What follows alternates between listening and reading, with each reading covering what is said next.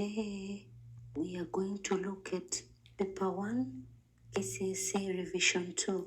First is the question so that you can be able to attempt them first, and then thereafter are the questions and answers. 1A, identify any 5 books referred to as Apocrypha, 5 marks. 1B, outline the teachings on the relationship between human beings and the environment from the Genesis stories of creation, 7 marks. Question 1C, identify how Christians have continued being co-creator with God, 8 marks. Question 2A, describe God's covenant with Abraham in Genesis chapter 15 from verse 1 to 9, 8 marks. 2B, state the importance of God's covenant with Abraham. 2C, what lessons does a Christian learn from the incident when the Israelites worshipped the golden calf? 5 marks. 3A, state the roles of a judge in Israel. 7 marks. 3B, in what ways did King David demonstrate his faith in God? 7 marks. 3C, give reasons why some leaders are rejected in the society. 6 marks. Question 4A, outline the visions of Prophet Amos that used to portray that the judgment would befall the Israelites. 5 marks. 4B, what are the similarities between traditional African prophets and the Old Testament prophets? 8 marks. 4C, in which ways is prophecy practiced in church today? 7 marks. Question 5A, with reference to Jeremiah chapter 1 verse 4 to 9, let Jeremiah's 5 responses to God's call. 5 marks. 5B, give the characteristics of the new covenant as foreseen by prophet Jeremiah. 7 marks. 5C, in which ways can a Christian assist victims of natural disasters? 8 marks. Question 6A, describe the traditional understanding of the hierarchy of beings. 7 marks. 6B, outline the factors that fostered harmony and social responsibility in the traditional African community. 7 marks. Question 6C, identify reasons which have led to the decline in observance of taboos in traditional African communities. The answers are question 1A, identify the books referred to as Apocrypha. 1 and 2 Maccabees, Baruch, Judith, Tobit, the Book of Wisdom, Ecclesiasticus, Sirach, 1st and 2nd Esdras. Question 1B, outline the teachings on the relationship between human beings and the environment from the Genesis story of creation. Both had a common origin, that is, they were created by God. Human beings and the environment have common destiny. All creation is good and man should treat it with respect and care. Human beings are expected to take care of the environment. Creation was made for man's sake. Man was given authority over creation. Human beings should enjoy God's creation. Man is superior to the rest of the creation. Both are made to reveal God's glory. Question 1C, identify how Christians have continued being co-creator with God by having children, or rather that is called procreation, by caring and conserving the environment, by preserving life, by keeping God's commands and teachings that life is sacred, by caring for the sick, needy, and the less fortunate, making just laws and opposing those who oppress others, preaching and promoting peace and harmony in the community, respecting and promoting the rights and privileges of others, supporting medical research and services to improve health and save life, condemning abortion, providing guidance and counseling, and lastly, avoiding pollution of the environment. Question 2A, describe God's covenant with Abraham in Genesis chapter 15 from verse 1 to 9. God appeared to Abraham in a vision and promised to give a son who would inherit his property. Abraham asked God to give him an assurance of a sign, that is, his son would be his heir.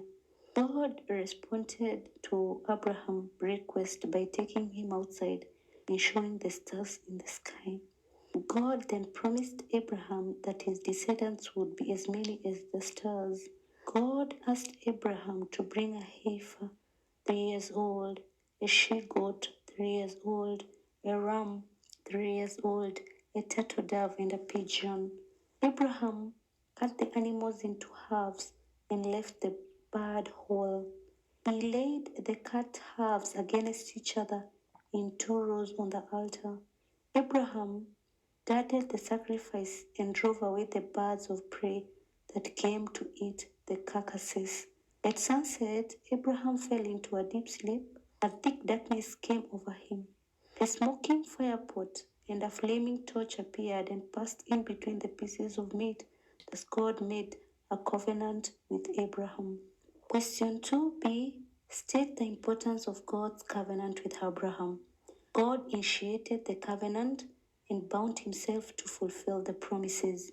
Through this covenant, God bound himself in a personal relation with Abraham.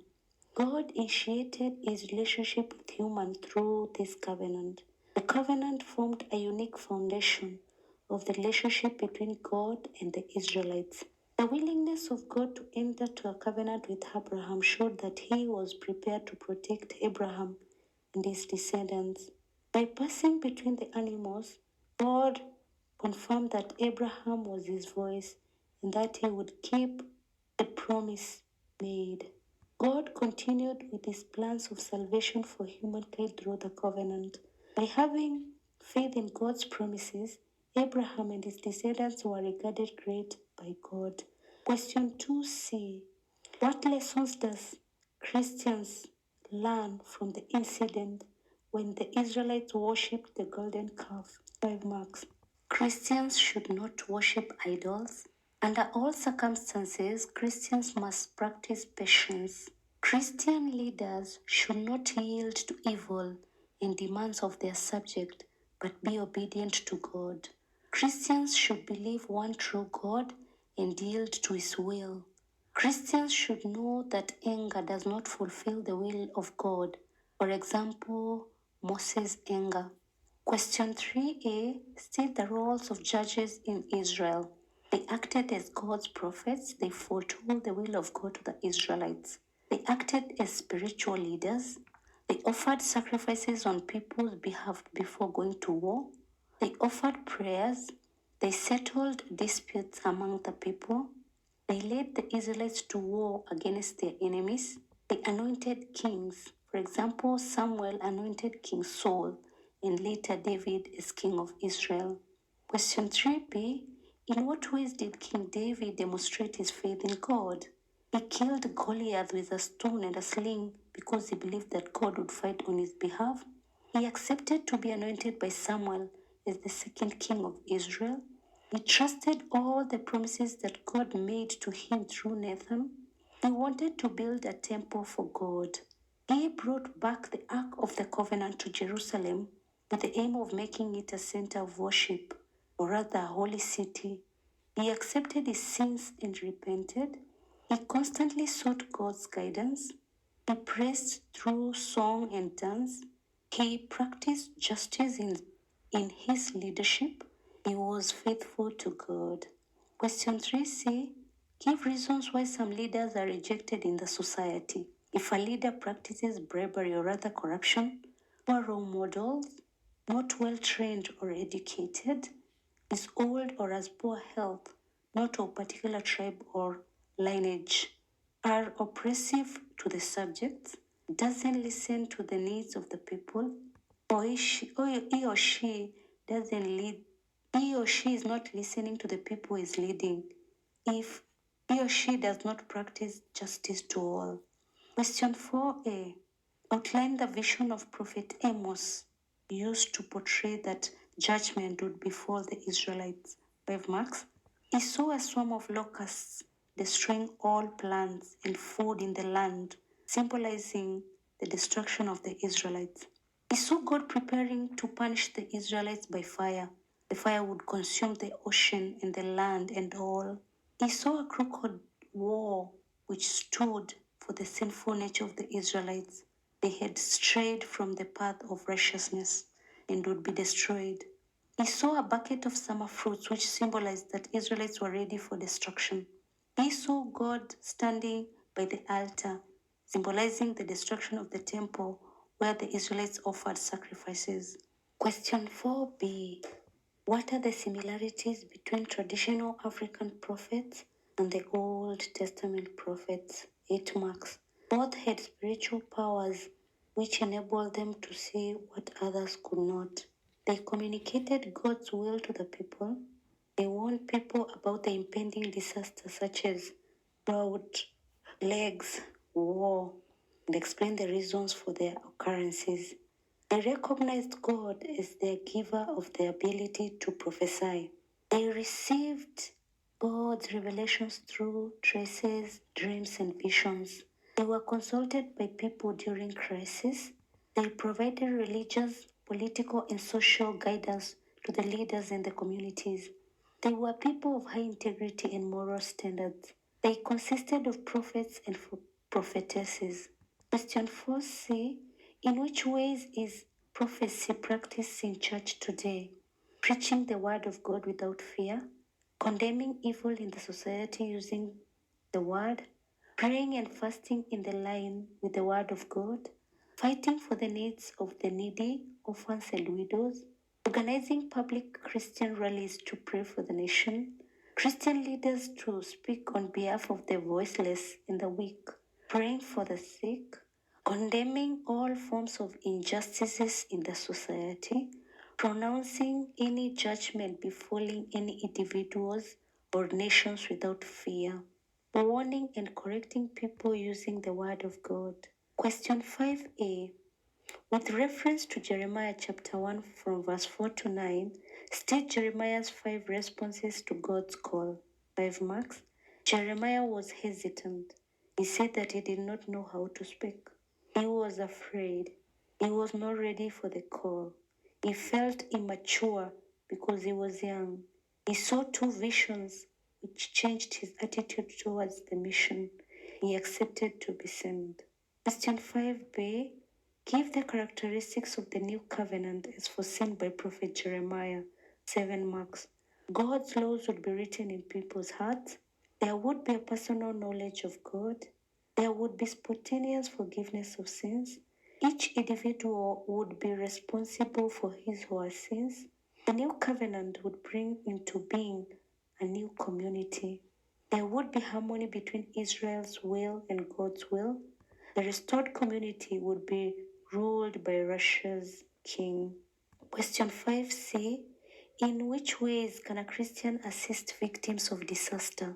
Making contributions, for example, money, food, clothes, praying for them, giving them psychological counseling, offering first aid to those who are hurt, transporting some of them to the hospital, reporting the evidences to the authority, advising on the ways to avoid disasters, allowing the affected to take refuge in their homes, sharing with them the word of God for comfort, showing them love by visiting them often. Also, a Christian can talk to a charitable organization to provide assistance. Question 6a. Describe the traditional understanding of hierarchy of beings. 7 marks. The first rank is God, who is at the apex. That is the supreme being creator of everything in the universe. The second rank, which is below God, are the divinities, which are special spirits that assist God in controlling the major forces in the universe. Below the divinities are the common spirits. Some created and others are people who died long time ago and not remembered. The living dead follow in the rank known as ancestor spirits of those who died recently and are still remembered. Follows the human being and those yet to be born. Animals created to be used by human beings. And lastly, non-living things, for example, rocks, rivers, lakes, caves, and mountains, which are dwelling places for God and spirits. Question 6b. Outline the factors that fostered harmony and social responsibility in the traditional African community. 7 marks. Communal sharing of things and participation in all activities depending on age, sex, and status. Marriage strengthened tie between the families involved. Rites of passage, social norms, division of labor, communal worship, leisure activities. Religious specialists had respective roles to play in the community. Moral values were encouraged, for example, truthfulness, generosity, obedience, and honesty. Belief in God, spirit, and ancestors created a sense of oneness. Question 6c. Identify reasons which have led to decline in the observance of taboos in traditional African communities. 6 marks.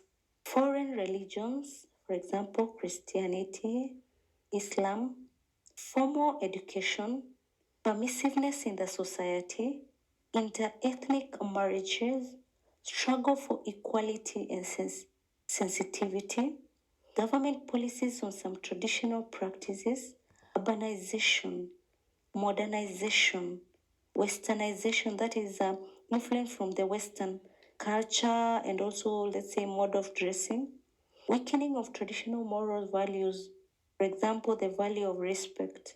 Kindly let me know what video I can do tomorrow. Thanks a lot for subscribing and listening to me. God bless you.